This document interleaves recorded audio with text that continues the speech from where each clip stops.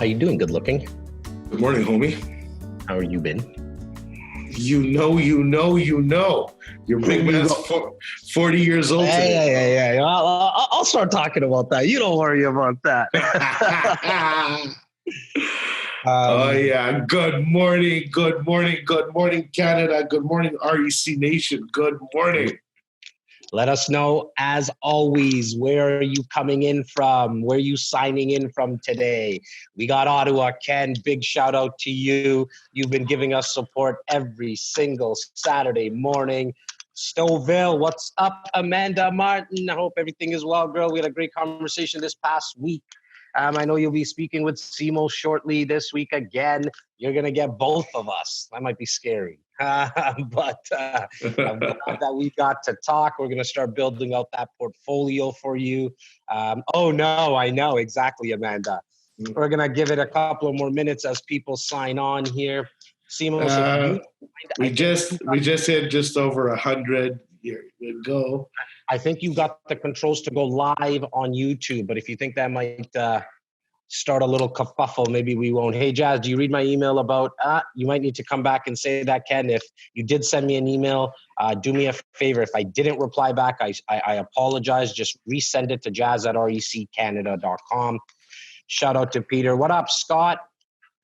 Catherine, you joined us late last night for Nightcap with Jas live on Instagram, and you're back with us today in the morning. Whew, you're like one of us now. I love it. Late at night, early in the morning. Yeah, guys. My controls don't have the stream to YouTube anymore. So whenever we change in the back end, those are no longer there. All right, no worries. Tyler's title as air traffic control is going to take on a different meaning today. We're going all over the country. Shout out to Donna. Donna saying hi from Whistler. Donna, we're almost completed our first transaction together. Appreciate your support, your patience to put this deal through. It has taken about 7 to 10 days. You'll correct me if I'm wrong, but you stuck with us. We appreciate it. I'll be getting back to you after this brunch to let you know that I did get everything approved. There's just a couple of things that I want to go over with you, but we're good to go. Shout out to you. Hope obviously you had a safe ride into Whistler. Welcoming everyone. We're going to give it a minute or so. We're in the process of boarding right now for our virtual flight across the country. Shout out to Nikki. Very, very excited about the stop-offs we're going to make. Welcome to REC, Brunch with REC, another edition. It's our fourth one, Simos. I'm not sure if you even noticed that, how quick the time has gone by, my man. Yes, sir. Time is going by. Weeks are going by. But I mean, things are evolving. Like today, I didn't actually even want to say talk or mention the virus or this quarantine thing, but it's also a little bit naive not to. But I mean, it's easing, and we felt it. We have felt the impact of people getting over the shock and fear. Meaning that people know how to deal with it. People know how to go grocery shopping. People have learned how to get through the gas station. People have learned how to go for a walk and not jeopardize their health. So that initial shock and awe that was in the beginning has dissipated. Yep. Activity, I don't know if it was on your nightcap or if it was in a webinar. I think it was actually in your nightcap where Phil Soper mentioned the activity online. Yes, it was on your nightcap. Yeah. The activity online on both realtor.ca and royallepage.ca, which is Canada's biggest private real estate website. It gets pre-COVID, it gets 4 million hits a month. 4 million hits a month, and it went down in the first 2 weeks of COVID by about 30%. But what he was mentioning was that in the last week, it's right back up to the 4 million. That's funny because you and I are hearing. Obviously, we're seeing it right on the streets. Like people are calling and asking us. Well, we're feeling homes. Yeah, we're right. And so for anybody who's watching or listening right now, practically speaking, what happens is in the first 2 weeks, we shut down as we should, complete stop, not even a pause, really like a complete stop.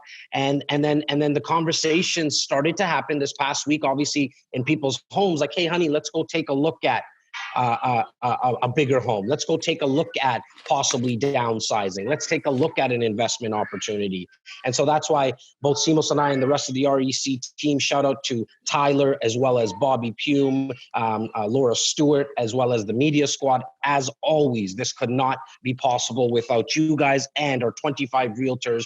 You guys are really the heartbeat of this team. You make everything happen for us. And shout out to you guys for just keep on giving the top-notch service that you do for our clients. I wanted to, before we take this flight, guys, I'm not sure if you see, it's hard to see behind Simos's head, but you see a big 4-0 there. Our buddy Simeon Papailias turned 40 kind of last night, in the morning today. We don't really know. For 15 years, I've been celebrating his birthday twice.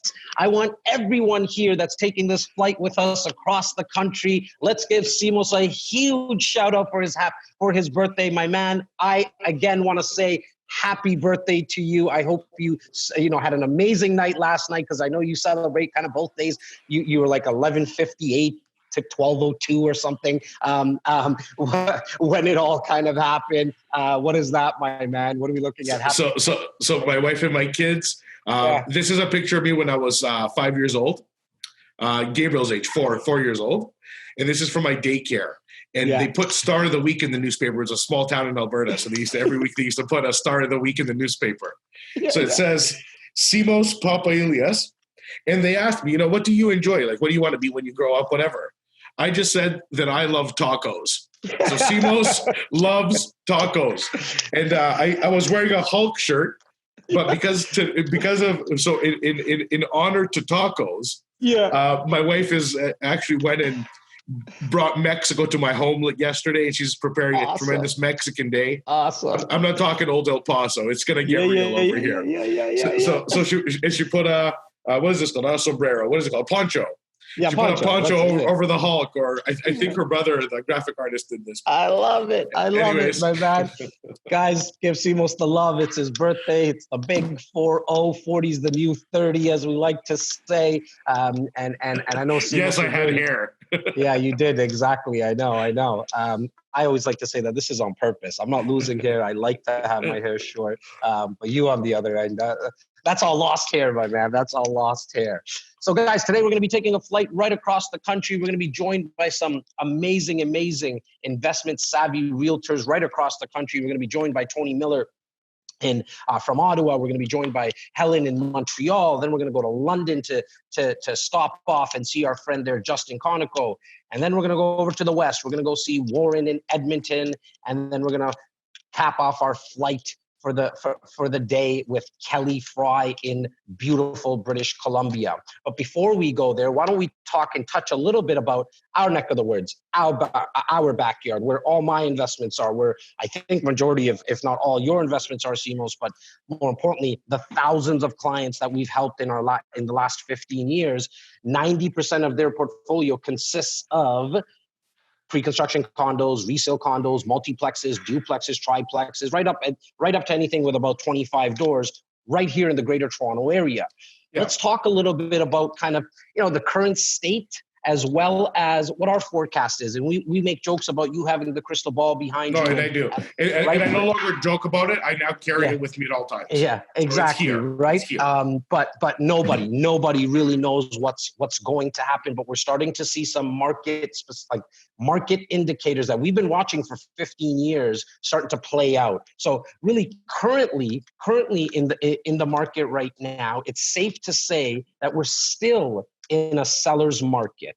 And the way that, for anybody who's watching or listening, the way that we determine if you're in a buyer's market or a seller's market is there more buyers in the market than there are sellers? And right now there is, which is actually a good thing even during COVID. But the real market indicator that dictates that is months of inventory. And so if you have 3 months of inventory or less, 3 months of inventory or less, then you are in a seller's market. At anything from about 3 to 4.5, 5 months, that would be considered a balanced market. And then anything above kind of 6 months, 6 months and above, you're in a buyer's market. Right now, we're sitting right and hovering right around under like the 2-month mark, like a little under 2 months in terms of inventory. How do we determine that? If all the homes that were currently on MLS got sold by the buyers in the market, we have a little less than 2 months worth of inventory. So that's how we know if we're in a buyer's or seller's market. Meaning that if not a single listing comes on the market, a new listing as of today, and everything that's on the market would be consumed in less than 2 months. Yes, and that gives you that. And I will say, because like even our entire career, other than 2008, which was obviously a massive global event. 2008, 2009, yeah. 2009, the financial meltdown. Other than that, in our careers, we actually never even saw a buyer's market. So the market really started taking off probably a couple of years before I started my career. Like I started my career in 06, whatever it was. It was 06. 05, I started studying. 06 and 07, I had gone through my entire trajectory of courses and everything else. So basically, the market had already, those 90s that dragged the entire market down. Early 2000s with the bubble burst in tech, but Toronto really started founding its footing in 2001, 2002. 2003, appreciation began north of 5% per annum. By 2008, double digits. There was that small decline, and then it's been on fire since. So in 2010 and on, it was double-digit return in appreciations year after year. Well, and if you just look at 2020, right, Simos, from February to March, we were seeing 13 to 14.5% in the Greater Toronto area. That's 13.5% month over month market appreciation. That's not. And we don't want that. That's not something that we want. It's not healthy. Yeah, it's funny. I've been saying a lot that I like the tortoise and the hare story just in so many different aspects of life, but especially for my real estate portfolio, slow and steady always wins the race, right? That 5-6% last 40 years, big sample size. If we look at the Greater Toronto area, we've seen about 7.1 to 7.2% year over year increase. Even that, like I'm excited, pumped about even just having 5 to 6% year over year because it's compounding. So you really don't get that in any other type of investment. The big conversation, and we had this last night on Nightcap, you and I, live on Instagram as well. I had it with Phil Soper, speaking about immigration, because once COVID hit, our first conversations were, okay, like the borders are closed now. Like the borders are closed. We're not going to have people coming in to the country. And so pre-COVID, we were looking at about 2 million people coming into the Greater Toronto area for the next 10 years. That's people coming from outside the country as well as inside the country. So people driving down from Montreal down the 401. And to make the math easy, that's 200,000 people a year. And this isn't like an estimate or a projection. That's how we have been performing. Well, so and those numbers are from Immigration Canada, right? Sorry. Yes. Yeah. So it's from 150 to the direct GTA to 200,000 in the Golden Horseshoe. Like these numbers are real. They're posted. The economy has depended on them and thrived on them and will continue to do so the minute that this global virus situation is under control. Well, and the conversations we were having in the past couple of days and even at the start of COVID was, okay, like borders are closed. This 2 million in 10 years, okay, we need to really look at this with a fine-tooth comb now. What does this all mean? And when you sit back and actually get an opportunity to think about it, and we think about, this is all we think about because our clients, our investors, their customers are the tenants, and the immigration drives so many parts of our sector of our economy. When we were looking at the 2 million for 10 years, we're like, okay, this might be 11 to 12 years now.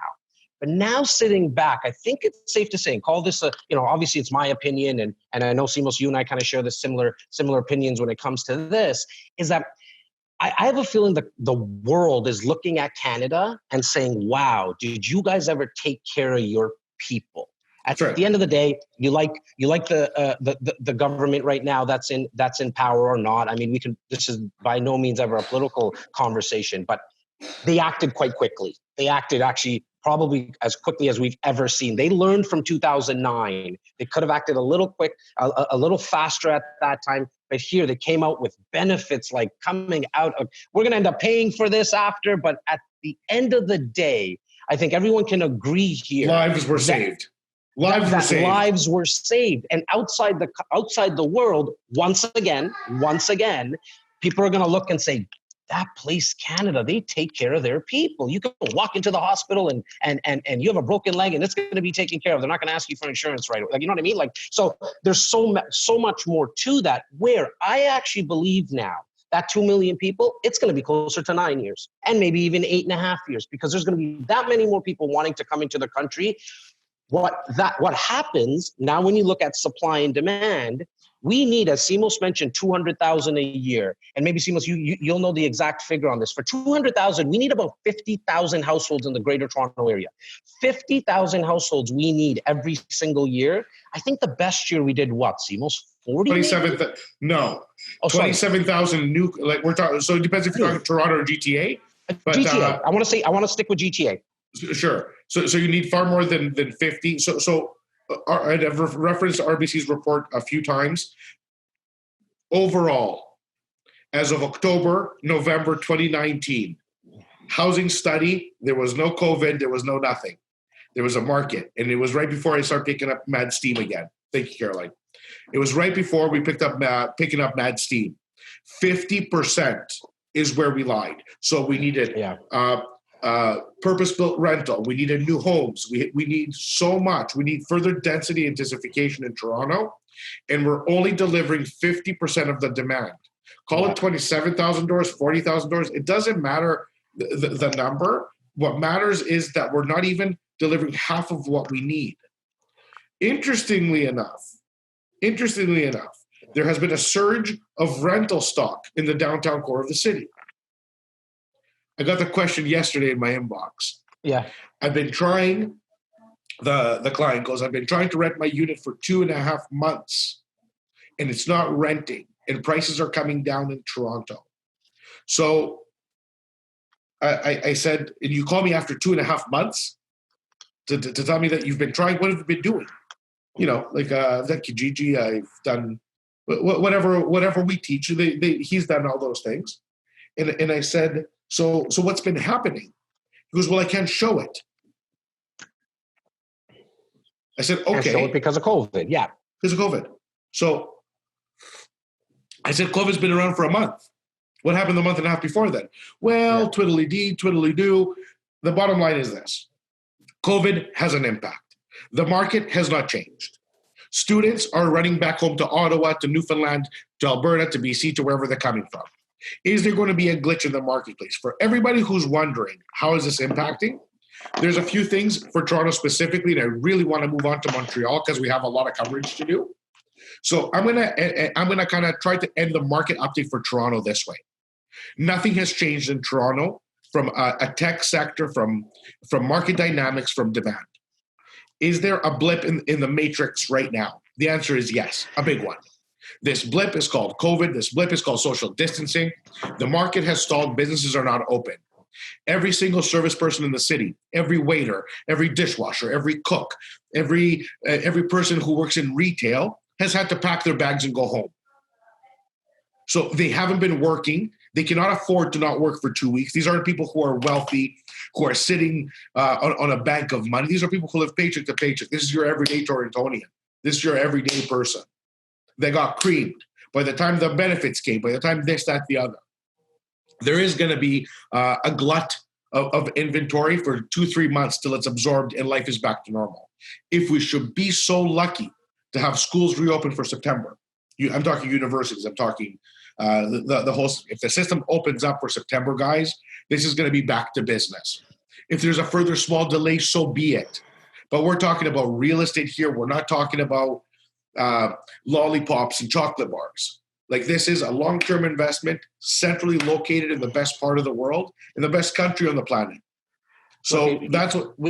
I was gonna mention that, like, from a major economic perspective, we were late by a year for a downturn. If you look back, every 10 years, something kind of happens. Nobody obviously predicted any type of pandemic or something of this sort where it was actually, we shut it down on purpose.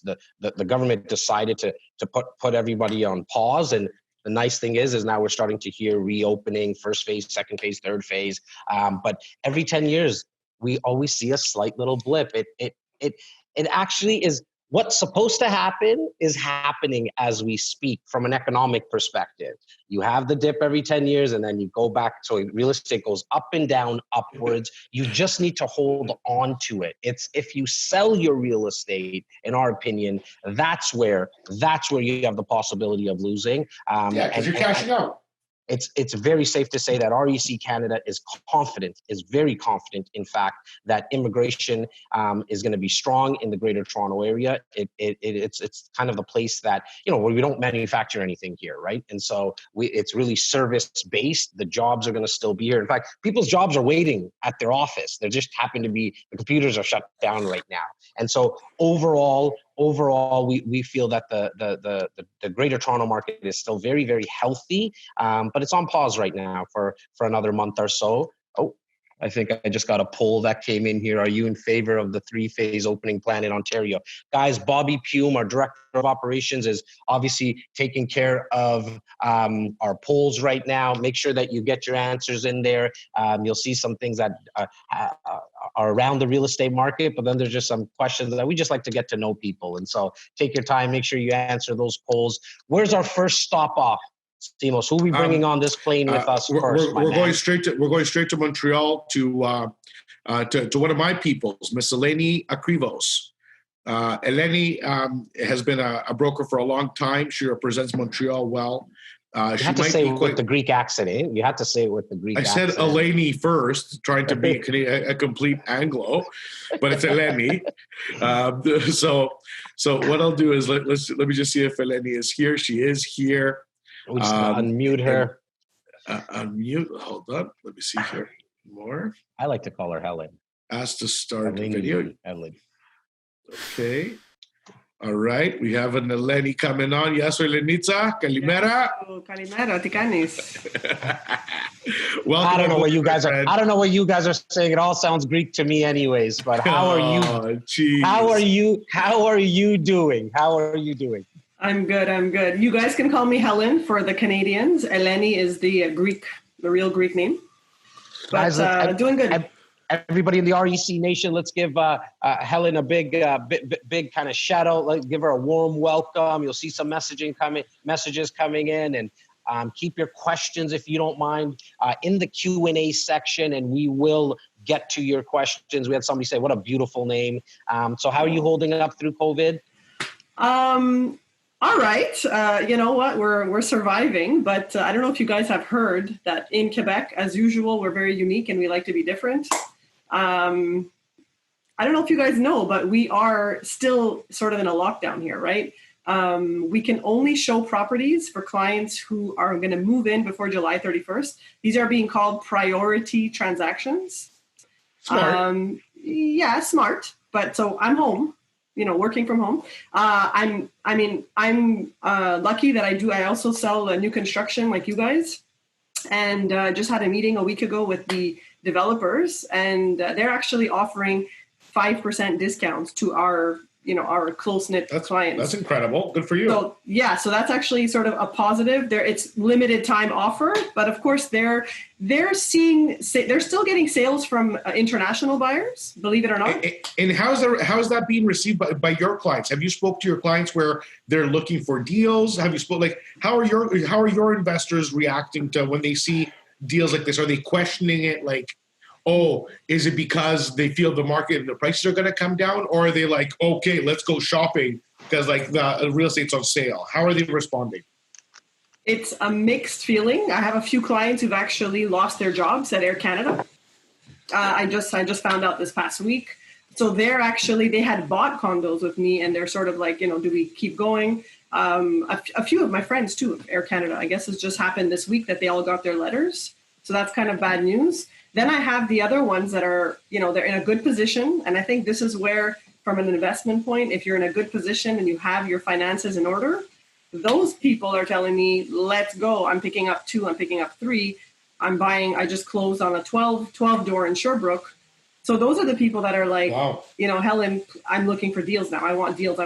So it's really, and this is how it's going to play out probably in the rest of Canada. But what I'm seeing is it's the finances, right? That's what's going to drive what Jas was talking about, the seller's market turning into a buyer's market. Is there going to be enough buyers? So right now we're still in a seller's market. Our first quarter, broke all records. Montreal was hot. Yeah, since 2000, we haven't seen records like this. 13% increase in sales. But we're down listings, right? Right now, Helen, sorry to cut you off. I'm curious. Was that all based on supply and demand and immigration coming in, like similar to Toronto? Is that what was kind of spurring on the market? Because you guys were seeing some hot, like you were probably seeing 14, 15%, I think you mentioned. Yep. And was that spurred on from immigration, people coming into the city? Absolutely. So immigration, new jobs, a lot of the tech sector, the artificial intelligence hub that we have here in Montreal, Amazon coming in, Facebook coming in, Google, all these big name companies, by the way, that's been like under the radar. It's like nobody wants the others to know that these companies are coming into Quebec and, investing, actually not only for their businesses, but mainly immigration. Rental market has been very tight. But I just looked actually at the stats for March. So that's first quarter was like off the charts, sales up, listings down. So pure seller's market, high demand on the buyer side. And so that was the exact same as Toronto, right up to the second week of March where it stalled. Go on, Helen. Tell us a little bit more about that dynamic. So we actually stalled. I know I've been following the rest of Canada, but we actually stalled most from what I've seen. We were asked on March 19th, March 20th, we were asked to halt everything. No visits, nothing. Well, Quebec was also hit the hardest in the whole country as well. Which was fine. But I'm just saying it was a complete halt. Just a quick question. Is that because it's a older population as well? Is that why? I'm guessing, and I've been following it a little bit, but trying not to drive myself crazy. I'm guessing it's because we're really close to New York. We have a lot of people who travel to New York and Florida. And so the time of our school break, by the way, is not the same time as yours. So what happened was right after the school break, which is our first week of March, everybody came back from New York and Florida and all these other places. And it got the population sick. It blew up. Yeah. So I think it's because of that. So what happened was, here's what happened April 20th, because now we're May. So April 20th, we're told by the Government and Buyer Association, we can start doing visits only for people who are moving out July 31st. We're not allowed right now as we speak. This is huge. We're not allowed to put up new listings, guys. And we're actually fighting this. I don't know if anybody knows, like we have a battle going on. They're going to drive a seller's market. Yeah. So they're going to create a bubble. Yeah, so this is driving all of us crazy. Like all of the owners of agencies, everybody's contacting our association, the government, saying, "Hey, you're actually stalling you're letting people, for sale by owner, go and sell on their own because you're telling brokers that we cannot put up things for sale. So we can put up things for sale. We're just not allowed to get a photographer in. We're not allowed anybody to go in. The inspectors just got the green light last week. We were just able to get inspections going. So it's really like baby steps. So we can make offers. It's pending visits, but we can't go in to visit. So investors are having a little bit of a hard time. We can put in offers, no visits, unless you're going to occupy by July 31st. So that's tough. That's interesting. Yeah. Jesse, I had a question if you don't mind. Go ahead. It doesn't sound like I really wanted to ask you what your opinion was on an investment style that works today during this and that's going to work well after. Do you think you have a clear enough direction to be able to answer that? You mean in terms of like what strategy an investor should be taking right now? Right now, like what, or maybe what kind of position? Yeah. So we have a national listenership. If somebody is ready to make a move into the Montreal market, what would you recommend they do? Well, first of all, it's going to all depend on your finances, right? So you have to have your finances have to be in order. They have to be in order, and if they are in order, let's look at your budget. So if you're looking at, let's say, under 500,000, you can get into the new construction condos right now, downtown, great locations, right next to the universities, which I've had a few people do. And right now, like I said, I'm working with 3 builders, top builders in Montreal, that are offering 5%. This is not something they're advertising. They're only working with their VIP brokers. And so it's 5% discount, which is amazing, right? So you have the appreciation, which has been great in Montreal. What's good about Montreal is something Jas said before. We are a slow and steady market. We're not except for the last 2 years, which sort of, blew up. We're very slow and steady. We had a little bit of a slowdown in 2012 because of politics and stuff like that. In 2008 and 9, like everybody else, that was the buyer's market. And then we just switched to a seller's market. So we've been waiting for the seller's market. So if anything, there's 2 predictions going on in Quebec in general. There's either going to be, sort of a tapering off where it's maybe minus 1% on prices, maybe minus 2% till the end of the year. We're just bringing ourselves back to what, that's not a big deal. Yep. The worst case scenario, and this is if people lose their jobs, if people cannot get mortgages, because it is getting tougher on the mortgage side here anyways. We're looking at, down 5 to 7% by the end of the year. That's the predictions we're getting from our association, from, our statistics that we have. But if you're in a position, I would say our prices are very interesting here. We're still undervalued. People don't understand. We are undervalued in rents and in values. So if you can get something in the next 2-3 months, and there are people who are going to be needing to sell, there's opportunities. I would say Go for it. Awesome. Now a quick question about Montreal. You mentioned downtown Montreal. I only go there and to party most of the time, and I see it at nighttime. So you're gonna have to even educate me. But what are some other 1 or 2 areas outside of downtown Montreal that investors might want to take a look at? Like something like here we have Toronto, downtown Toronto, then we have the greater Toronto area and has its own little pockets that we as Simos and I as investors, we like to actually invest in as well. So what's maybe 1 or 2 areas outside of downtown Montreal that you're bullish on? So there's the greater Montreal area, similar to the GTA. So what I'm looking at right now in terms of my own investments as well is south. So there's two areas south of Montreal, which is called the South Shore. So Montreal is an island. For those who don't know, you got to get off the island. There's water. You got to get on a bridge. So take the bridge, go south. Great, better rents, better returns. It's just that's where you need to be investing. And there's also north. So north, there's all the aerospace industries, which we don't know what's going to happen to them, but right now they're still going on strong. So north of Montreal, which is Mirabel, and South Shore, which is basically Longueuil, Brossard. And if you want to go really south, like some of my clients do, you'd go like south, which is Sherbrooke. So north of Montreal and south of Montreal. Awesome. Yep. Ellen, thank you so much for joining us on this virtual flight. We really, really appreciate it. For anybody who's watching, and this goes for all of our other stops that we're making along this trip. If you need to get in touch with any of our realtors that we just put that are going to be coming on screen here, just reach out to us, info@reccanada.com. We'll give you their contact info. These are guys and gals that we have done business with personally ourselves or have introduced hundreds of clients to, and we definitely vouch for them. And so, Helen, thank you once again. Thanks to you guys. Thanks, Helen. Kalimera. We'll see you soon. Kalimera. Bye. Bye.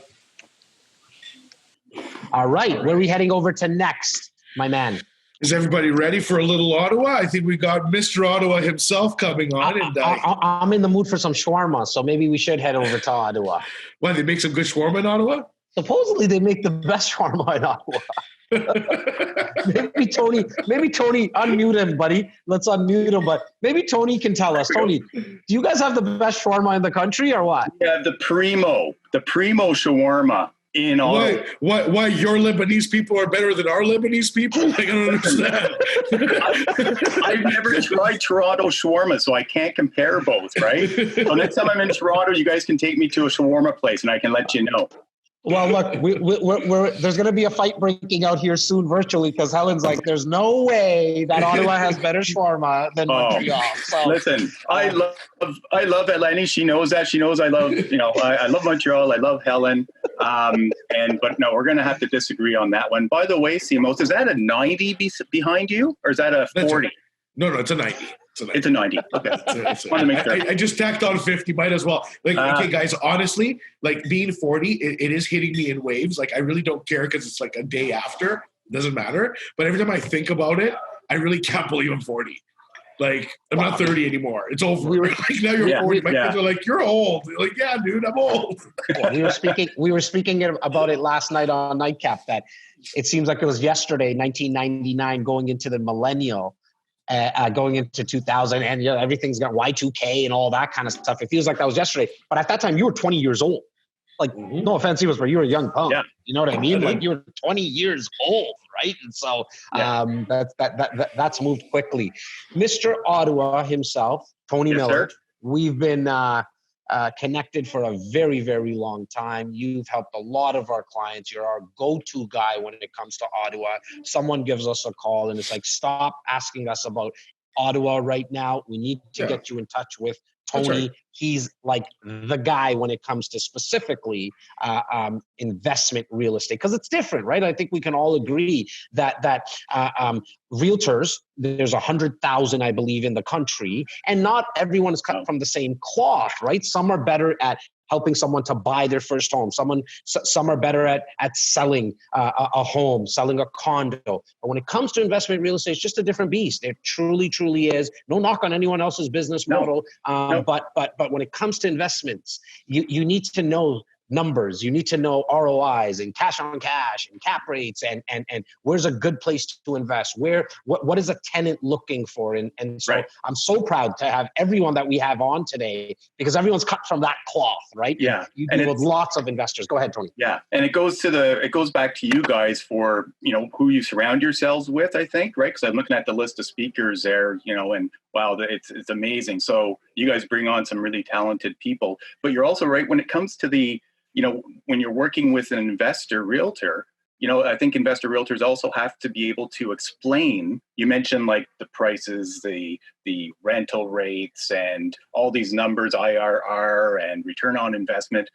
They have to understand it, but they also have to be able to explain it in a way that people can understand, especially newer investors. That's important, right? And they also, I think we're in a position where, because we both work with a lot of newer investors, right? We have to be able to tell them, walk away from that crappy deal. Okay, forget it. We're not in it for the money. If we're not in it for the extra deal or getting the bronze award or the gold award, it's really just, listen, man, this property sucks. Okay, Tony, the numbers. Tony, do you think that has something to do? Because you said investor realtors. I'm not talking about an investor-focused realtor. I'm talking about an investor realtor, a realtor who is an investor first. Yes. Yeah. So if you're not an investor, you can't feel the hurt of making the wrong decision. Right. And this is an unpopular take in Ottawa, because I've said it many times before. And I said, if you're working with investors and you're not an investor yourself, you shouldn't be working with investors. How can you represent their best interest? You can't. I agree. Can you? No, you can't, because if you don't know how it feels to sign on a dotted line when it comes to an investment property, and you don't have the stomach for it yourself, how do you have the audacity to ask somebody else to do 100%. That? If you don't know the feeling that you get when your tenant doesn't pay rent and how you went through that, the experience of it, you should not be speaking to anybody about investing in real estate. Absolutely, yeah. And you don't have it. Yeah, if you've never done it yourself, then there's no way. Now, Tony, yep. Talk a little bit about kind of pre-COVID, what was happening in Ottawa? What were you excited about? What were you seeing? And then we'll kind of transition into what's happening right now. Sure. Well, apart from me being excited about shawarmas, the first part in January, things were really smoking. It seemed like 2019, whatever was happening in 2019, which was really awesome, carried into 2020. So January, really busy. We were really on an upswing. And Ottawa, just very similar to Montreal, just on an upswing, very busy, seller's market, not a lot of inventory. And February was the same thing. And then we started hearing about COVID. And then I think it was mid-March where we were told, okay, listen, the state of emergency is kicking in, or there's going to be some restrictions coming on in Ontario mid-March. So the first part of March was very much like the beginning of the year. The second part of March is when we started to notice some changes. And once we got into April, things have really dropped. So we've really seen decreased showings, limited number of new listings coming on board for sure. And definitely lower listings. Number of sales dropped for sure. But we noticed the same thing as Montreal, I'll keep saying that, is that the prices have dropped, but not crazy, like, right? The sky's not falling sort of thing. So we're doing okay. And right now we're seeing, I think there'll still be like a small price drop overall, but we're doing okay. Interestingly enough, when it comes, if you're an investor and if you're working in Airbnb, you're actually looking for 30+ day rental stays. If you're into Airbnbs as an investor, that's what you're looking for. And you might have to decrease your price a bit, but you're actually getting some good tenants for a little while, short-term to mid-term. Who are the tenants in Ottawa? Is it all government employees? Like, what have you seen in the T-minus how long you've been doing this for? And really actually the last year to 2 years, who's been the tenants? Oh, it's a mix. So we have immigration in Ottawa is higher than the provincial average. So we have immigrants coming in. We have in-migration, so people from other parts of Canada coming in, moving to Ottawa because we have high-tech sector. So a lot of people coming here to Ottawa for that. Of course, we have the government jobs. We have 150,000 federal government jobs. So people are coming in, and a lot of people who work for the government are renting as well. We have a lot of industry folks, but also, Jas, I think we're kind of unique in that we have diplomatic people as well. And, everybody who works for the embassies, that type of thing. So they're looking for rentals. And of course, students. We have 4 post-secondary schools here in Ottawa: Algonquin, Carleton University, Ottawa University, La Cité, and those are the main tenants here in Ottawa. With probably the same as anywhere else, like students have gone home. A lot of them have gone home, and filling vacancies right now with students, are looking for students to fill those student rentals has been hard. Not impossible, but definitely harder. Yeah. So, I just spoke to my good buddy, Sean Zingelstein. He's a broker here in the city. And we chatted. We're just catching up this morning. He wanted to wish me a happy birthday. And I said, "Are you hopping on the brunch later? Are we going to see you?" He goes, "No, I'm actually heading over to St. Catharines to take care of the residents for my kid." I was like, "Oh, is that early?" He goes, "No. Great deal. I got to pay 4 months up front for a vacant unit, but it's still happening. Kids are enrolling and stuff is moving. So we are going to see a lot of that inventory get absorbed. We are going to see that over the summer. For sure. As things ease, we're going to see the inventories ease. So yeah, and from a multifamily residential perspective, it's really dry. There's nothing out there. I'm looking at the new listings coming on board every day, and maybe 1, maybe 2. Typically this time of year, we see 250 to 300 multifamily residential. So your duplexes, your triplex, your fourplex, and I think we're up to 65 active listings. And the ones that are there, they're probably garbage anyways, right? Yeah. They're there for a reason. I actually think there's a lot of pent up supply coming down the pipeline. We've been speaking with clients, and they're just like, "Jas, I have somebody elderly in my home. I don't want to show the house." We're like, "Yeah, it doesn't make sense. Just wait." But we probably have 40, 50 listings that are just waiting. They're not all investment properties by any means, but sellers are just waiting, and we're actually telling them to wait. We've been saying this since day one of our brunches, and I think it was within the first week of lockdown. Like, if you don't need to sell, don't even think about it right now. Like, just hold on. Let alone in the best markets, unless you need to really sell, don't sell. Just refinance the property and flip it to yourself, refinance it, take out 80% of the equity. Like, it's quite easy, right? So there's really no need to ever really sell unless you like are experiencing some financial hardship. 100%. Like, the people are saying, well, how do I find properties, or what's the best ones that we can find? Or Tony, I'm looking for like a 5+ unit type of building. And oh my gosh, I'm pulling out whatever hair I have left, because on it, like, you guys know that, the larger buildings, 10 to 30 units, those are the best asset class. That's the type of building that works really well in this type of situation in COVID, right? It's recession proof. You might lose 5 tenants who can't pay or have vacancies, but you got a whole bunch of other units that can sustain it as well. So why don't we explain that just very quickly for our audience, because that's important. The reason why multifamily is by far the most sought after asset class in real estate is because of the risk mitigation. You're spreading all your chips across a much bigger tenant pool while still maintaining a lot less capital expenditures, meaning 1 or 2 roofs, 1 or 2 boilers. Your capital systems, your operating systems are controlled, and you have a big tenant pool to spread any vacancy across. Tony, what other benefits does multifamily provide? Like during a time like this, especially? Well, I think like this, we're going to see the prices maintained. We're not going to see, any type of large decreases. The demand for multifamily commercial buildings will be there. Apartment buildings. Now, I'm not talking about mixed use or office or industrial, right? We're just talking straight up apartment buildings. Because if you own a business, or if you own a building with a business in it, it's probably, it might be a little bit challenging right now with all the businesses that are going under. So that's kind of what I wanted to get to. So I asked Tony, what other advantage other than risk mitigation is there in multifam?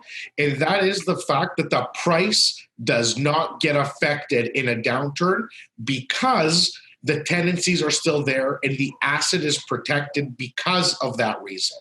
Yeah. So you maintain value. You're not going to see a fluctuation with the market. Yeah. If the income comes down a bit, you're going to see a small decrease in your price, but it's not going to fluctuate with the market like this. No. It'll be like this. Right. It'll be like this. Yeah. So those are huge advantages. Thank you. And, I think for anybody who's looking to find a property like that, then I think there are 2 people or 2 type of owners that you're looking for. Is one, maybe the ones who are retiring from the business, they're ready to cash out and they're tired of COVID. Okay, maybe they're open to it. And the second ones might be the ones who are just scared, they're scared shitless, if I can say that. They're scared, so they just want to. Yeah. Okay. Sorry. No, it's all good. They can, so they just want to sell, like a panic sell sort of thing. But I've been saying to all of our clients, when it comes to ones who have properties and are thinking of listing, I'm telling them, listen, man, ignore the headlines, ignore the realtors, ignore the investors out there who will be knocking at your door asking if you want to sell. And remember why you bought the property, right? You bought it for a reason. It's good returns. No need to sell. If you need to sell, let's talk about some creative ways to let it go where it's to your best benefit. But right now, I totally agree with you guys. Like, no, man, don't sell. Just freaking hold on to it. Yeah, like you mentioned the headlines, right? And the media. Remember, if it bleeds, it leads. And so what you hear and see a lot of right now is 87%. So I like to make sure that you kind of try to shut out the noise as much as you possibly can. Thanks, Jazzy. You had frozen for a second there, buddy.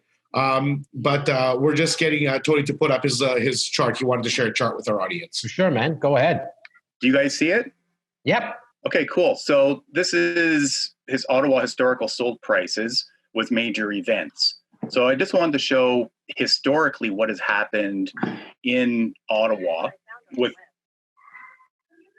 sorry, 1 second, in Ottawa with major events. So we go back to 1956 and we look at the sale prices and the impacts. If you look at the bottom of the screen, You see, like in red, there's recessions, there's government program review, there's 9/11. So those are all the major impacts or major events that have, you would think would impact the real estate market. But going back to 1956, you can see that the two biggest ones really happened in 1961 and 62, the recession. If we look at the recession in 74 and 75, there was a small dip there before it bounced back up. 1980s, I keep hearing my dad's stories about, owning a house back in the 80s. And yeah, prices dropped, but it didn't drop below zero. And then we got into government program review. And so that was really when the government, the Liberals, decided to cut the deficit. And so they cut almost 17,000 federal government jobs here in Ottawa, which reduced confidence for consumers. So nobody was really buying anything. So housing prices really dropped. And then 9/11 hit, right? And we see where, that didn't really do much. And then the 2008 financial collapse, and it dropped a little bit, but nothing much. And then look where we are today. So I think just going back historically, I think it's safe to say that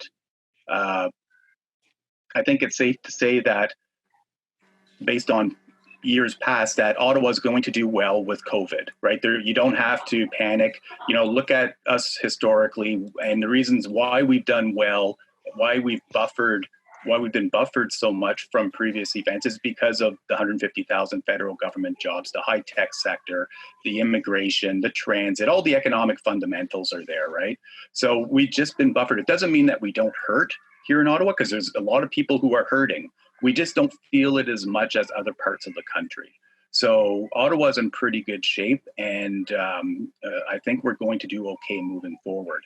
Moving forward, I think in the next couple of months, I know that people are saying there's a lot of pent-up demand, hey guys, but I don't think it's going to be gangbusters out of the gate. I think it's going to be slow and easy.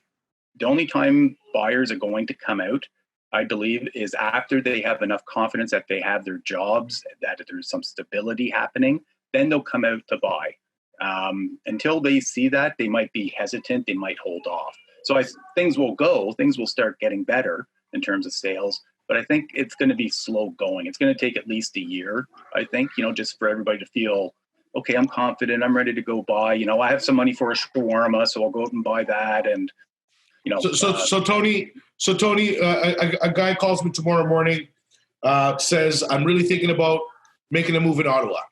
What's your number one investment strategy or asset class that you would put on a client with great confidence today? Right now, today, I think it depends on what their goals are, what their financial sandbox is, what their risk tolerance levels are, putting all that. So just generally, I really like freehold townhomes. I really do. I really like those. And I think right now would be a good play to get into, whether it's in the East End or the West End. Multifamily residential, of course, those are always good. There's just nothing out there. So I would just sort of, back away from that. And even some condos, guys. Like I'm not a huge condo fan as an investor myself. But yeah, here, there are some now that can actually cash flow a little bit because the rents have increased. By the way, did you know, like in March 2020, condo prices increased 27% year over year? Wow, we're not surprised by that, and only because we live it here every single day, right? Yeah. It's the new first time home buyer purchase, because someone at that age group of 27-ish, call it 26 to 37, 38, no longer is the dream to own a backyard with a white picket fence and a driveway with a car, like a garage.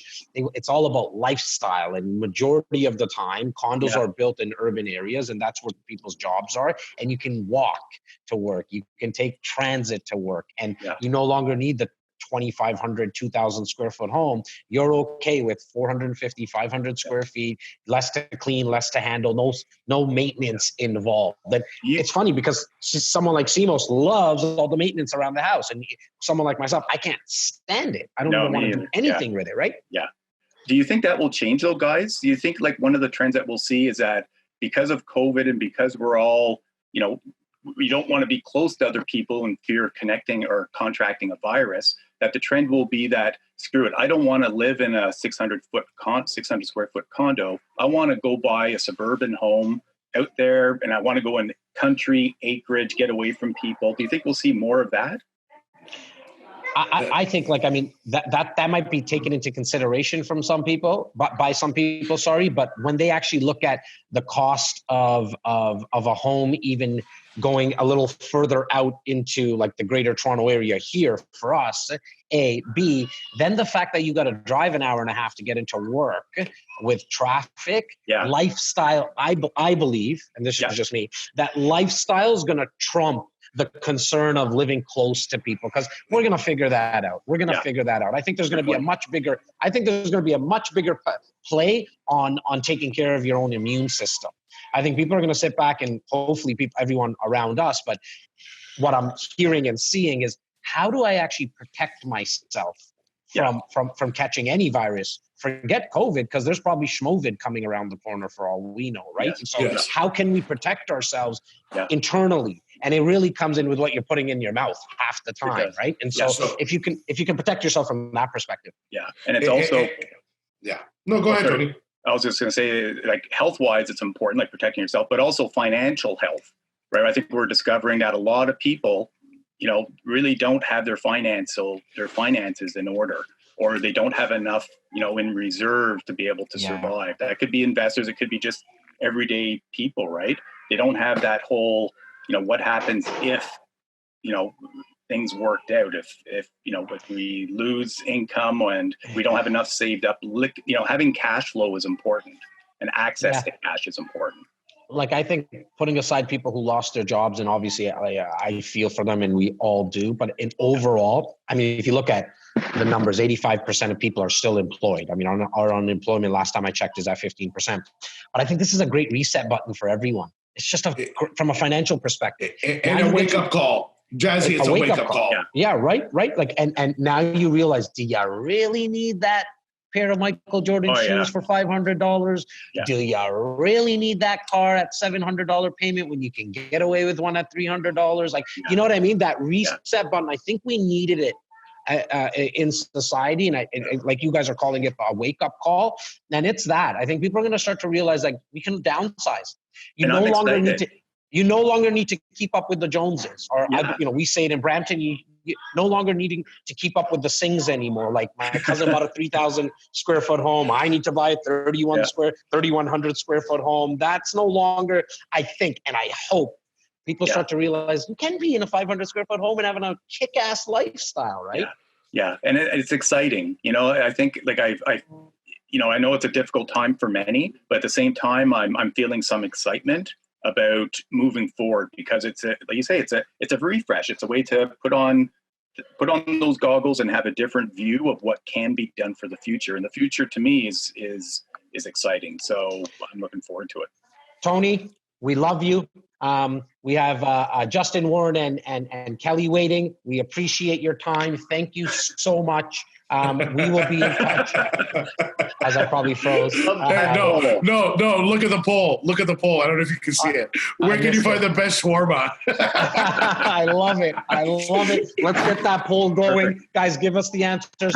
Tony, as I mentioned earlier, guys, we'll get you in touch with Tony if you're looking for something, possibly in Ottawa. In fact, you're also going to get an email. Everyone here and live on Facebook and YouTube will also receive an email after this webinar is done. It's our REC wrap. Not Simos and I singing or a shawarma wrap. It's a wrap real estate action plan. It's really where we sit down with you for 20 minutes, virtually, obviously, and figure out, as Tony mentioned, the importance of understanding your financial sandbox. Where do you sit right now? It's something that we've been doing for 15 years, and we'll get you in touch with the right people. Tony, love you. Thank you so much. Thank you, guys. Have a great weekend, and we'll talk to you soon. Take care. Thanks, Stone. Bye-bye. Bye. All right, let's go over to Justin. As I said, I know I might have froze there as we bring on Justin Konikow. Everyone will be receiving an email within a couple of hours after the brunch is done. The team is already setting it up. It's our REC wrapped real estate action plan. We've been doing this for 15 years. There's no cost for it. You'll sit down, we'll speak for 15 minutes and get a better idea of where you stand and where you might want to go. What's your real estate plans once we get out of COVID? Justin Konikow. How are you doing, my man? I'm good, my man. How are you doing? Good. I'm going to steal what you say all the time, right? Iron sharps iron. And Tony mentioned it, and we had Helen on, and we're going to have Warren from Edmonton, Kelly from Vancouver. I love it. I love the fact that you're here because we all get to kind of sharpen our skills and get to learn from someone like yourself. You're obviously dialing in from London, Ontario. Talk to us, man. What's happening there from a real estate perspective, buddy? Yeah, so I'll touch on that first one. What's up, Simos? Happy birthday, buddy. Is it today or is it yesterday? Both. Both. Okay, for the whole weekend, of course. I love it. Awesome. I'll touch on a few points. First of all, I thought this was like a family brunch, and then you got Tony dropping cuss words, talking about shawarmas. I don't really know where I'm going to go with this, but I'll keep it clean. Hey, Justin, we've known each other long enough. You know it goes off to 57 tangents, man. I know. But what you said was bang on, right? Iron sharpens iron. The group of people that we see here, absolutely tons of love for all of you. And, it really speaks to, when Tony's talking about how we're talking people out of selling properties, that's just a common thread amongst this entire group, right? Is there's not a single person here that needs to sell you anything to be okay. And that's usually the people you want to surround yourself with because they don't really have an ulterior motive. They've, seen success. They've had mentors in their life. They've had people around them lift them up, really give them a hand up in times of uncertainty and everything else. And then as a community, you see how powerful that is. So I do want to kind of lead off with that. I'll jump right into it. And, the first thing I'll say is I've got a pile of offers. I just submitted one while Tony was actually talking. I have a showing that I have to leave for right around 12. So I'll stick to my 15 minutes. I won't talk for an hour like I usually do.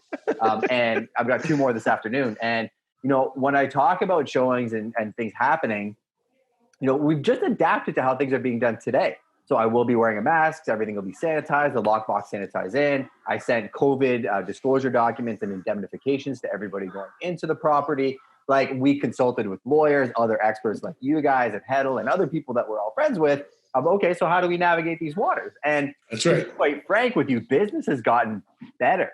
Like we are in a growth stage right now. We just took on a few new team members. We're deploying more capital towards, some marketing things for our clients. We just added a huge component to our production component of our business so that we can service our clients better. So love it. It's just, but again, right? Like I do want to be very cognizant that not everybody's in this position. So the first thing I'll speak to is you're in one of two positions. Either you're in a position where, you've really been conservative over the years. You have a kind of a big nest egg you're sitting on, or you're in a position where you've always ran your business, preparing for the worst times. You have 6 months of reserves or whatever that looks like.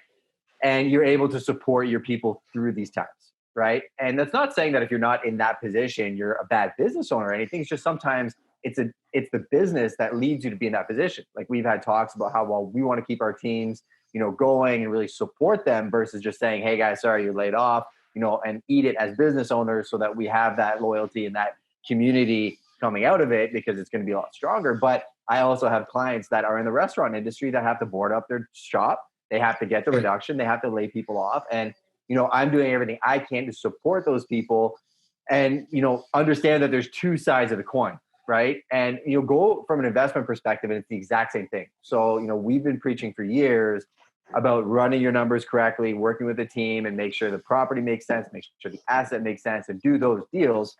We've also seen that the market's been fat and we have people that are running around running best case scenarios, selling snake oil. And a lot of those properties are not necessarily doing good right now because say all the Airbnbs aren't working. Well, they can't rent it out to somebody because the numbers don't work anymore. It's just a very different dynamic, right? So it's hard to just say, this is what you need to do. I think everybody needs to take a very hard look at themselves. That would be my first advice. The market's going to do what the market's going to do, but what position are you in? And if you're in a position where you can't go out and deploy capital, that's okay. Work on your business. If you have money, you have time.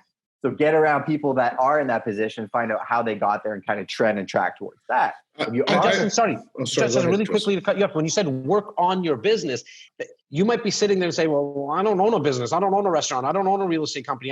No. If you're an investor, you are in the investing business. There's ways to work on that business. I just wanted to make sure we made that 100%. It's right. Dude, if you're a parent, you can run that like a business. So you can run your house like a business. Everything you do has a standard operating procedure. If I cut my lawn, it has a standard operating procedure.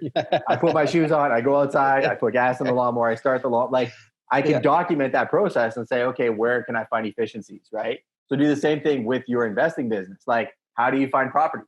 Are you scraping the MLS and you think you're smarter than anybody? So you just go at it yourself and you find that off-market deal. Little unbeknownst to you, you're paying $75,000 over market just because it's off-market.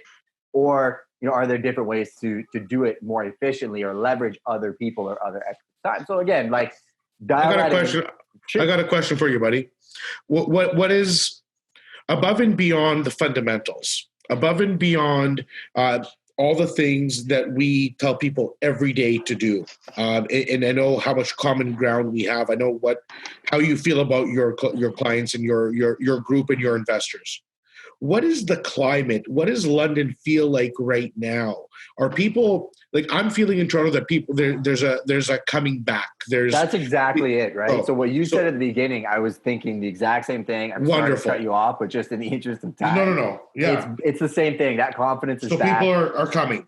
Yeah, they're all back in. I was on the road yesterday, and Shannon's like, "How's the traffic?" I'm like, "Normal." Like I was driving through London, going back up to the office, and then heading back home. And you really do see that, right? I think people aren't as scared. Now, again, if you're, at risk or you have immunity disorders and stuff like that, then be smart, right? Like it is what it is. But the market, and let's dig into the actual numbers, the average sale price is $448,000, holding very strong. The days on market is 8. The months of inventory is 1.8.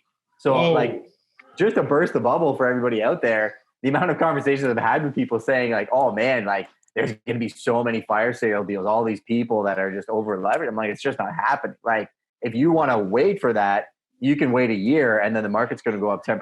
You're going to pay more for your property in a year. It's the same waters we've been navigating. And you guys are brothers in arms in a different city where it's super competitive. And people are like, I can't buy anything in Toronto. It's even agents say that. But you can if you know how to navigate the waters. So my response to people quite often is, yes, like, COVID is a blip in the market. It's a blip in the matrix, and it's uncharted waters. So prepare for the worst, but be ready to act. And if you want to act, you have to be in a position that you understand what you're dealing with, right? So if you go in blind thinking, well, every property is going to sell for $100,000 under asking price, and everything, like I pulled the stats in the last 30 days, every single property sold for 99.6% of list price. Everything under 500 sold for over 100%, right? Wow. So like. The other thing I do want to touch on, Jas, is the news is an absolute joke. And I've always said that, right? Like if you go back to my content from years ago, I've always said when you're looking for real estate information, don't go to the news because all they're going to do is they're going to look at the different statistics we have every month, find one that's negative, and then harp on that. Oh, builders' inventory is down. It's the middle of winter and they're not issuing any permits. Or, right now the narrative is volume is down. Well, yeah, that's a fact of life because not everybody's outside, but the prices are holding fast or selling over. And then the other issue is volume's down, inventory's down. Well, where's demand? And we're seeing a big increase in demand, literally even today. Like the fact that I have this many tours booked today is an indication of where things are heading. And it's not me, the entire team is doing it, right? I was quoted in the Globe and Mail saying that the market's going to go bananas because I was talking to the reporter and I said, like, it should be like a tidal wave when we go back. Like, it's going to be bananas. What do they quote? Bananas. So yes, the market is going to go bananas because the demand has not diminished.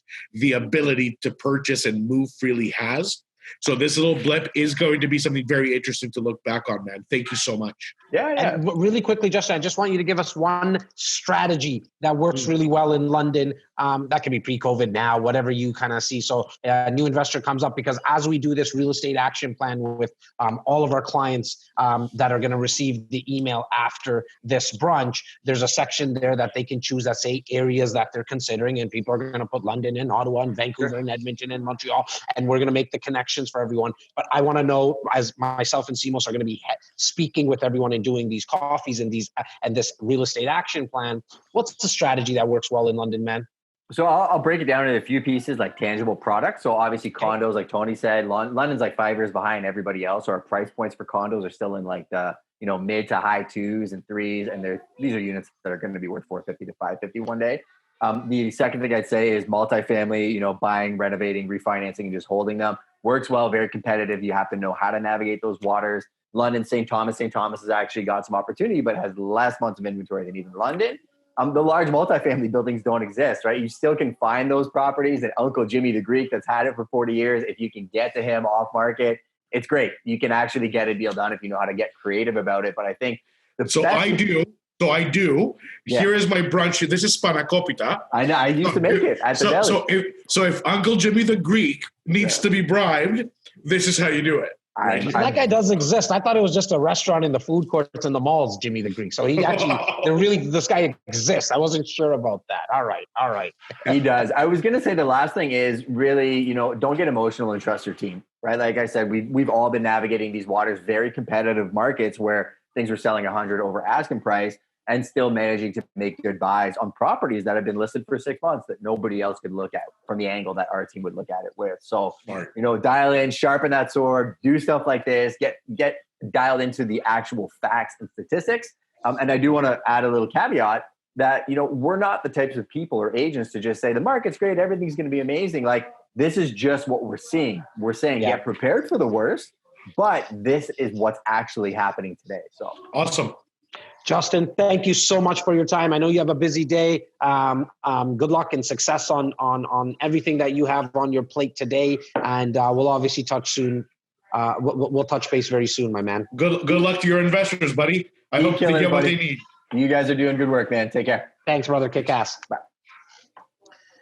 All right. Now we get to go to Alberta, my man. You want to fly across the entire country all the way to Edmonton, Alberta? Yeah, and we're gonna do it. We're gonna do it in history. In what, 2 seconds? You're gonna bring them on. Warren Pratt. We're going into the speed of light now. There he is. There he is. How's it going, What's guys? up, Warren? How you doing, my man? Good. Welcome, buddy. That's a clean shave. Yeah. Trying to keep clean. It's really the flow's getting going to be a bit unmanageable, but hopefully we'll see a barber in a couple weeks. Right? Friends, family, everyone safe. How are you guys doing? Yeah. Thanks for having me on. No, I'm really excited to bring this different perspective here. Talk a little bit about Alberta. Really this is something that we're somewhat familiar with, right? With the oil and gas market, we often see these ups and downs, peaks and valleys kind of things. So it's from our perspective and as investment realtors, it's really an approach that we've taken for a decade plus, where we're looking at the long term here, right? We're looking at kind of picking out what our strategy is and what our comfort level is as investors, and looking out 10 plus years, right? So this is no different to us. It's not kind of, obviously it's a very tough situation, but our approach is staying the same, right? Where's the rental demand going to be sought after? And what are easy properties to manage, maintain, keep occupied for, a long period of time and consistently. So that's really kind of the approach we've been taking. We've obviously been sitting back, waiting to see what's going to happen. Warren, just right off the top, that whole incentive where Trudeau said, yes, we understand that oil's getting murdered right now. I'm going to give Alberta, I'm going to throw a bone to the prairies and clean up the old wells and put that money to work. I don't know how many billions of dollars they put against it. Is that something that Albertans, is that well received? Is that real, or is that just politicians blabbering with not much meat on it? Right. Well, I mean, with any of this, it's similar to what Justin was saying. You read the news, you see all the headlines, especially from across the nation, right? They have one perception of what's actually going on here. And really, this isn't new in the sense that people think the sky's falling in Alberta and, in Edmonton, more specifically. We have a fairly diverse economy that we really did learn from the financial crisis in 2008 there, right? Where we spread things out. So yes, we're oil and gas based, but we have education, healthcare, construction, government work, military, like it's just much more diverse than I think a lot of people know. And that's specifically in Edmonton. So we may not be as hit as hard and things really might be more kind of normal day to day than I think that the rest of the nation would really see on a general basis. Now, of course, that we're still oil and gas dependent. So that's going to put everything on steroids for us. If it does well, we're laughing, right? But of course, we're watching to see what's going on. We're watching to see what kind of investments happening. But really, we're not worried about the 6 months here, 6 months there. We're looking at something long, like 10 years, right? I love that you mentioned that you guys have been through this, and we watch from here in Ontario. We watch obviously what happens a lot in the West there, and specifically Alberta, because we see the peaks and the valleys, right?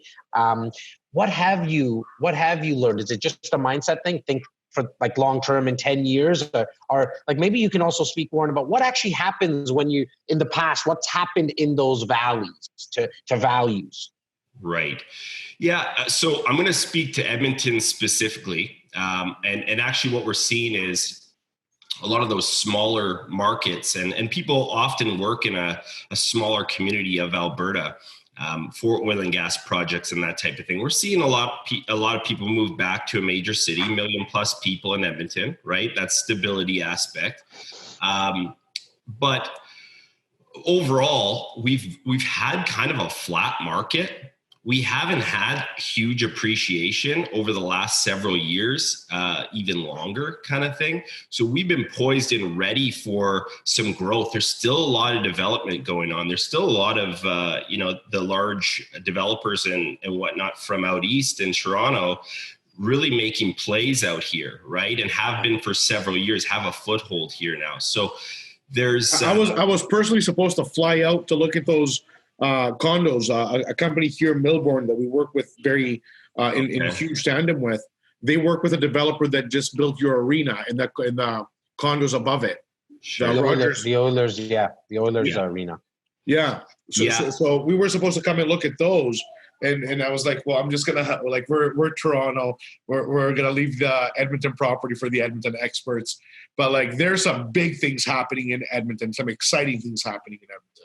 Yeah, so that's really it's hard to quantify, right? And obviously the numbers don't always look fantastic, and in terms of growth and equity appreciation, but we've really stayed stable, and it's an affordable market, right? So it's got high incomes, and the portion of that income that has to go to your housing is very, very low for a major city in the country, right? So it's okay. We're cash positive as investors. We're very much cash positive, so we can absorb a 20 or 30% reduction in our rents and just keep going, right? So what we've noticed in the past is we've had that 25, 30% decrease in the rental rates, but we had the margin to absorb that. Right. So, and we're still cash positive, which is crazy, but that's just, it's an affordable. It's just crazy to hear how much, because you've been in this business for so long and you're living it, you're in Alberta, you speak of 20 and 30% fluctuations with comfort. So that goes to show you the mentality is just such a resilient, it's a resilient people's, and B, this is what they do. This isn't new to them. So remember we were speaking about having the stomach for it, right? Like as an investor now, as everybody can watch, you can see it on Warren's face. He's very confident. He's been hit in the face a few times. You can't tell by looking at your face. It's a very beautiful face to look at. However, I know you've been hit in the stomach enough times that you're like, okay, I know how this feels. It's okay. It's going to come. It's going to rebound. Yeah, I think that sense of panic would not necessarily set it, even with business owners, right? Even with on the building and development side, this is something that people are used to. They're not necessarily going out and getting overly exposed because they're expecting some ups and downs, right? So that definitely put some checks and balances into place. What I would expect is kind of just a longer timeline on, when are things going to pop? We feel that, if you feel the energy of what's going on, the growth and the development and people's interest in, this affordable market, we've got some really unique things as a province in terms of no land transfer tax, no HST, very favorable landlord tenant board. And I've noticed that in this, scenario right now, the relationship with your tenants, because we have a fair agreement there with the landlord tenant board, and we take a full month deposit as landlords. So we have some security backing up how they treat our properties.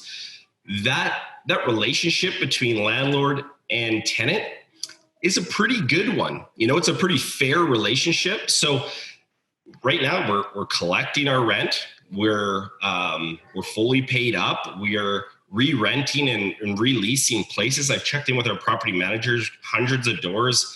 Everything's occupied. Regardless of what's said in the news and what's going on with the job market, there's still jobs out there. And we really, because we know that this is happening, we just focus on newer construction, the A1 areas. We're really approaching young families. So we want to be close to new schools, close to Costco and all those kind of parks that families want those amenities close by. Is there a lot of opportunity? Is there a lot of opportunity right now, Warren? Of course. Yeah, of course there's opportunity. I think on the new construction side, I think the costs somewhat are what they are. So I don't necessarily see the prices dropping dramatically. The price of land and construction is, there will be some incentives there and we'll take advantage of those. There's definitely going to be some resale opportunities. We're not seeing it yet. We're not seeing prices kind of falling off the map or anything, or really, really motivated buyers. Again, if your costs, your fixed cost, mortgage, insurance, and taxes aren't dramatic, then people they can carry it, right? They can, in a lot of cases, they can carry it. And like I said, we're still collecting all the rents. Warren, what investor profile? So let's say there's the entry-level investor, the mid-entry, and the savvy investor. Right now, Alberta, prices are stable. Cash flows are stable with rents. There's good laws protecting them. What would you say is the perfect investor? So we have hundreds of people watching. Who should be reaching out to say, REC, put me in touch with that Warren Pratt guy. I want to see what he has up his sleeve.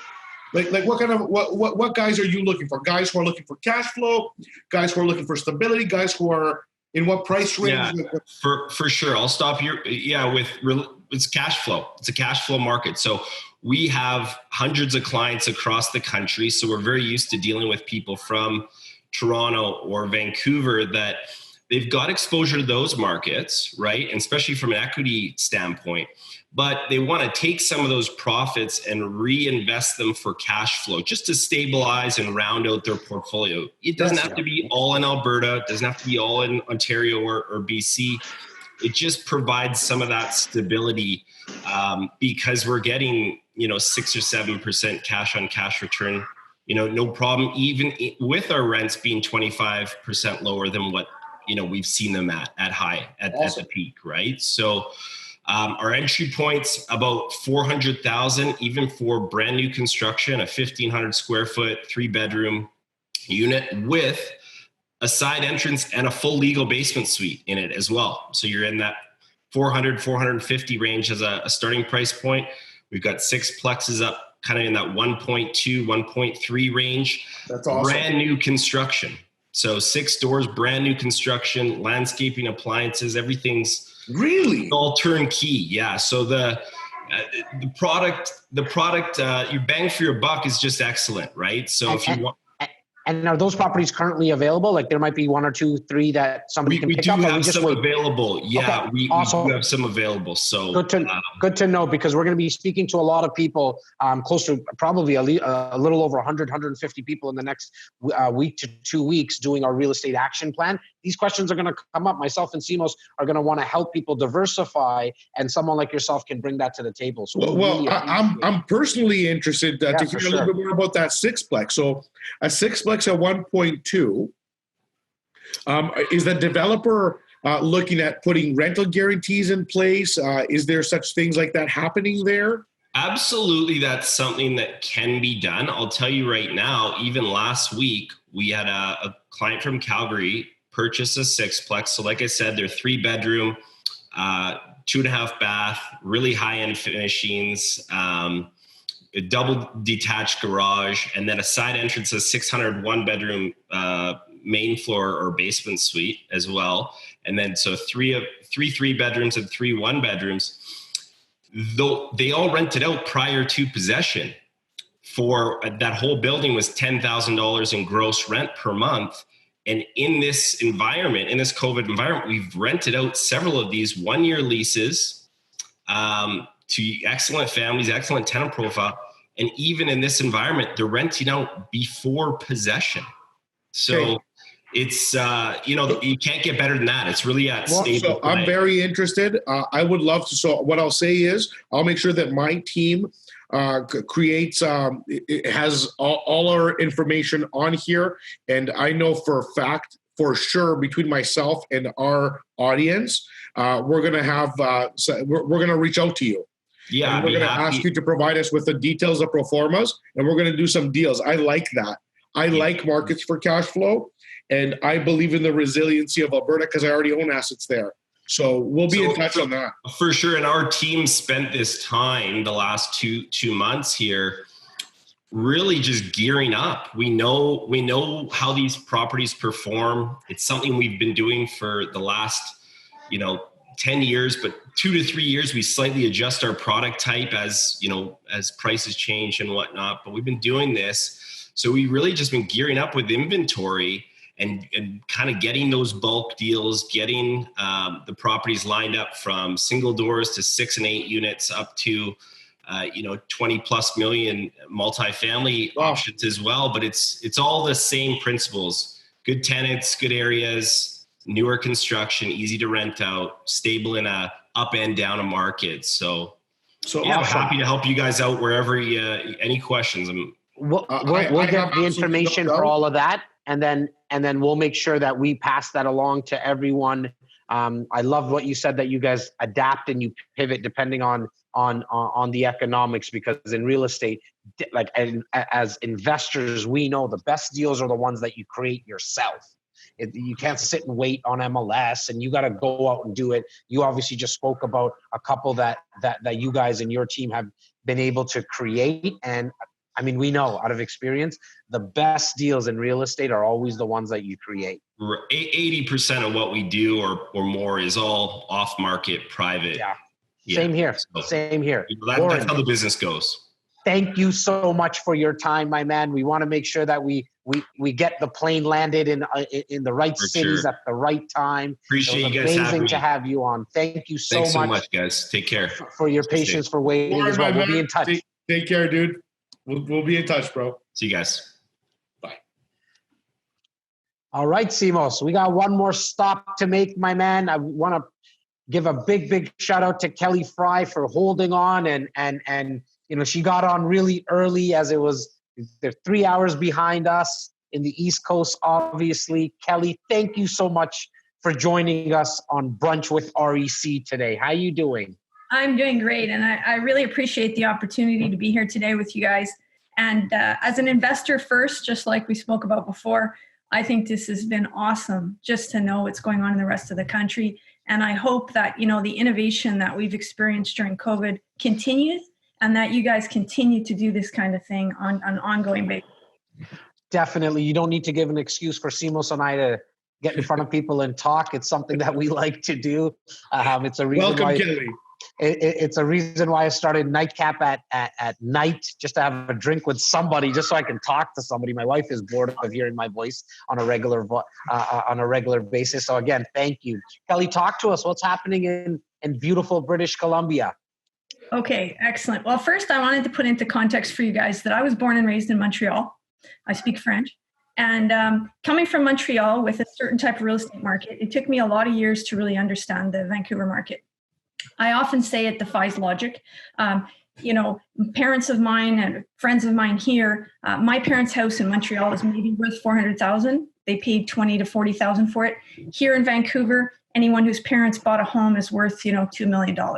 So to me, it's always been a mystery why people don't buy more than one property here, because if you look at the graph for the last 40 years, the return has been staggering. Now, we've come off of about a year and a half of a shift, and we saw prices drop. But when prices drop here, generally speaking, unless you're talking the high-end market, you're talking maybe a 10% drop after having had 30% increases in appreciation. So we were starting to come out of that shift. We had 9 months straight from July to March of volume increases that were running at about 40% a month. Sales were increasing in volume. Now prices were holding. And if you look at the March numbers, appreciation rates were actually up, despite the fact that as of about March 14th, we were shut down in a state of emergency here. We still had a 46% increase in volume in the month. And the appreciation increases were about, I want to say 5 to 8% in each category of condo, townhouse, and detached. Wow. So quite surprising. Now we've seen our April numbers aren't out yet. I was kind of able to recreate them. We're definitely down about 40% in volume. But when you've just come off of month after month after month of 40% increases, it's not a big deal really. So we've got a lot of pent-up demand. At the beginning of March, the first few weeks, we were in multiple offers and inventory was shrinking left and right. And so, that pent-up demand is still there. The buyers are more hesitant, and we've got all these procedures with regards to, face masks and showings. But I feel very fortunate that we're not shut down here. We are an essential service. We don't have any specific requirements other than immediately the real estate board halted open houses. So in fact, today they've launched live streaming of virtual open houses. Is that happening in Toronto as well? Yeah. So with some of my colleagues, we're doing that today, doing a variety of condo virtual open houses. So we've had to innovate and adapt. And what drives these numbers in British Columbia? Like the 40% increases, like what's been driving these type of numbers over there? Well, people want to live here. We have, our temperature doesn't go below 0 degrees in the winter. And that's quite honestly coming from Montreal, why I never left after I came here. But we run at about a 70% increase in, 70,000 increase in operation. And as you guys were mentioning in terms of numbers in Toronto, we have about a 1% increase in stock, but a 6.5% increase in population. So we have like a running deficit of 5% of housing stock. So our vacancy rates run under 1% in every region, all throughout the suburbs and Vancouver.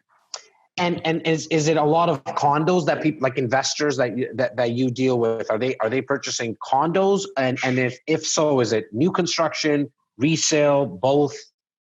We've just come off completing a big project in Langley, which is in the suburbs, that were condos that we sold to many investors. But as we move further and further out, and to get that rental to value ratio in line, we move further out, like an hour to an hour and a half east of Vancouver is where I do most of my sales. And that's because, you're getting decent prices. Now, a lot of our clients are Asian buyers, and they have a tendency to like detached. They prefer buying land. So if they're buying, they're typically looking at detached out in those areas. In terms of the closer you get to Vancouver, the more likely it's going to be a condo. It's just from sure. that point, right? But I always tell people, if you can get into a detached further out, by all means, you'll make a good return.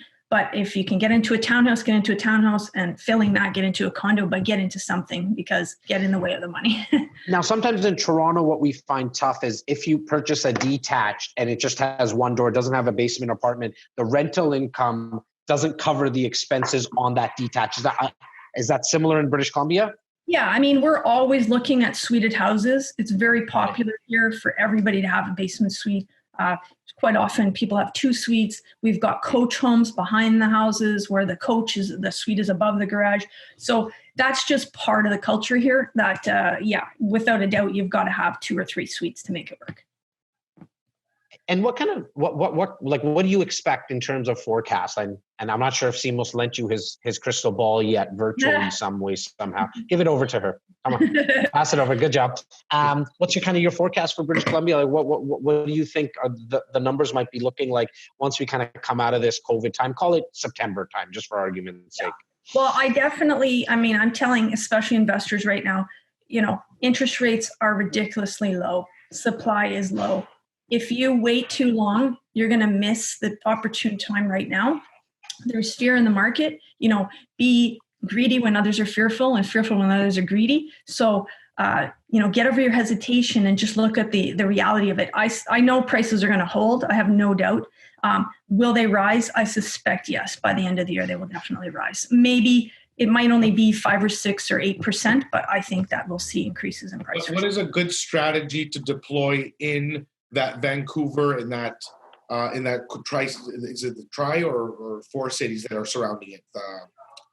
Richmond and all over Vancouver. Like, I do a lot of business in the Fraser Valley. That's a little so Surrey, Langley, Abbotsford, Mission, Chilliwack, those areas. But I mean, any area. I'm glad you brought it up because I'm so excited to talk about my favorite strategy, which is Airbnb.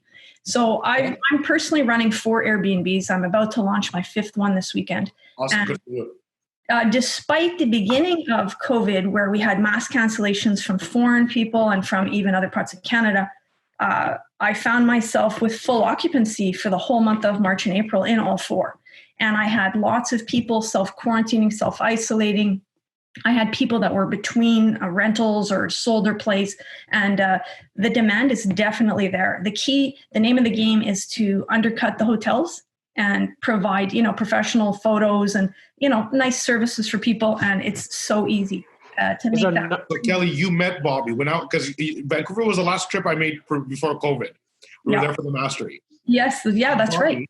Bobby, who's our director of operations here at the REC. Yes. Bobby does the exact same thing you're doing with Airbnbs. He has had full vacancy, more stable tenants, self-isolating, changing scenery, unbelievable stuff. I never even thought that existed. Simos, you meant to say that he has full occupancy, not full vacancy. Full occupancy, excuse me. Yeah, sorry. I just wanted I just wanted to make sure I heard it right. In terms of Airbnb, you mentioned something about undercutting the hotels.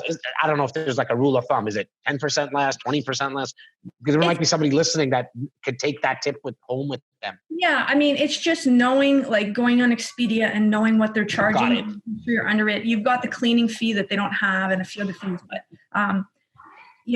we're in a market that's expensive, but as like Toronto market, the gains in your net worth from the appreciation are so substantial that it's crazy not to invest here if you can find a way. And, with innovation, like those kind of strategies, rent to own, furniture rentals, Airbnb, you can make the numbers work. And like you said, you have to create, or Warren said, create your own opportunities as an investor.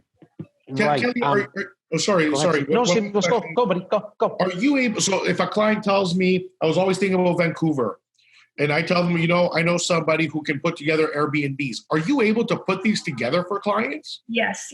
I have a person who does property management for the team. I've been training her to do it for clients. Some clients are hesitant because it's a new concept for them, but we are available and able to do that. So my question is, are you able to also ongoing manage it? Like you have cleaners and... Yes. And that's the key to success. I have different cleaners for different regions, and I've sort of put them in charge of restocking supplies, and I'm going to get them to start doing the reviews. So try and make it as hands-off as possible with lock boxes, etc. So fully turnkey investment, fully turnkey process. Amazing.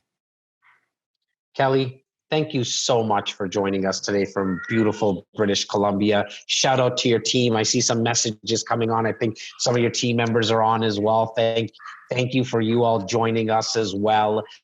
Is there one tip? Cameron Manning, man. I think that was the name that I was seeing. Yeah. Is there one tip you want to leave our viewers and listeners with today? Could come from a real estate perspective, a mindset perspective.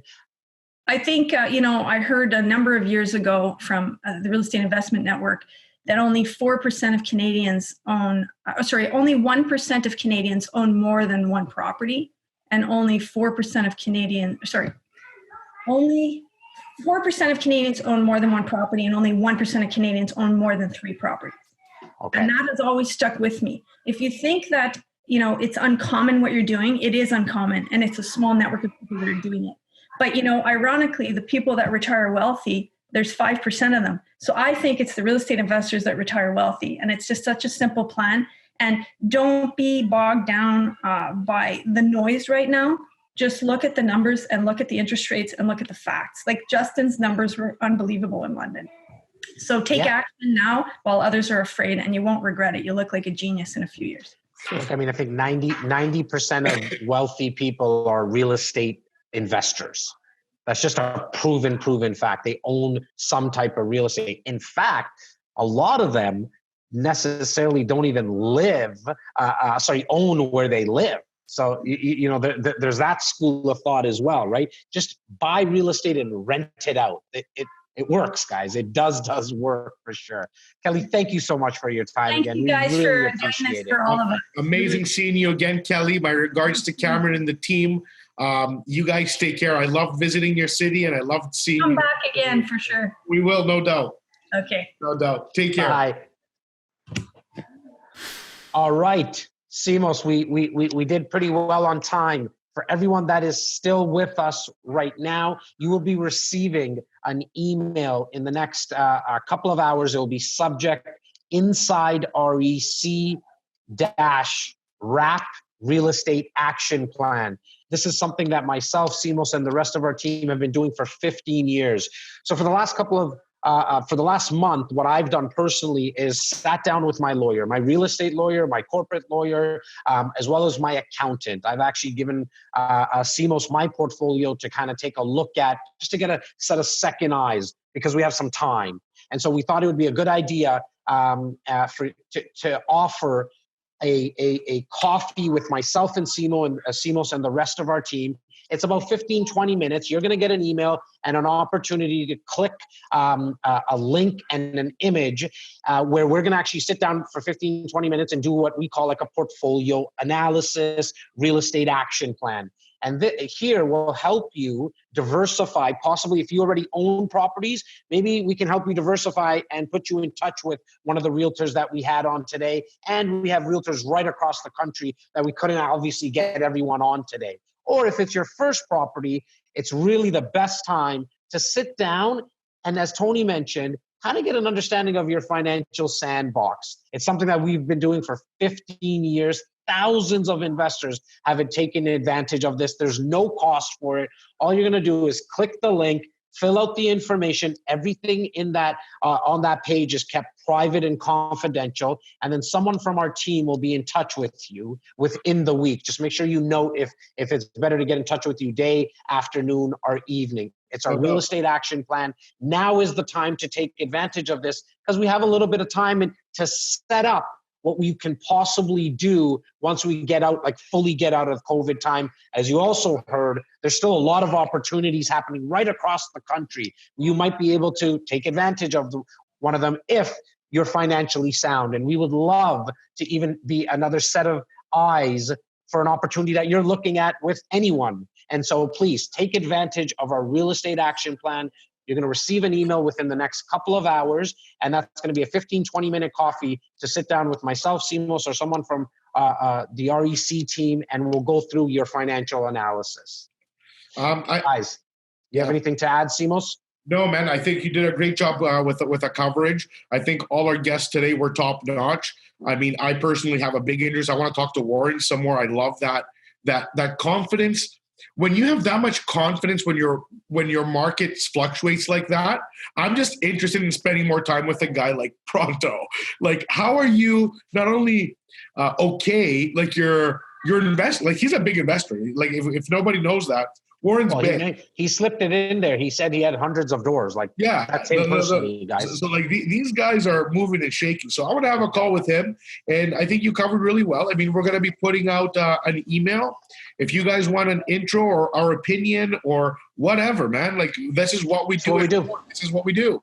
This is what we do. We've been doing it for 15 years. I can tell you, it's the feedback that we have gotten from that real estate action plan is in the thousands now, because there's no cost to it. We're just going to sit down, see if there's some holes in your portfolio. And like I mentioned, I needed Simos to be another set of eyes for my portfolio. He had set me over his, just to kind of look at, hey, maybe you can move some money here. Maybe we can refinance and look at an opportunity here. I know this past week we spoke with some REC insiders, and it's like, there's nothing that you should be doing right now. Sit back and relax and just take it easy. So really, really, really excited for you guys to take advantage of our real estate action plan. As I mentioned, you'll be getting an email. I just got a note here that somebody says, I'm a newbie. It's a no-brainer for you. I apologize. I missed the name that came up. This is something that... Marianne Watt. Was it? That said, I'm a newbie. You definitely should take advantage of this. Just reach out, Marianne. It's 15, 20 minutes. Yeah. All right, guys. Thank you so much. We look forward to seeing you next week. In that email, if you scroll down, you'll see another image that you can go back to all of our past recordings of our brunch. Go fool around in our YouTube experience, our REC experience, and get some content. There's over 250. Thank you for all the birthday wishes. Much appreciated. Happy birthday, buddy. Everybody be well. Enjoy your weekend, guys. Bye-bye. Take care. Bye.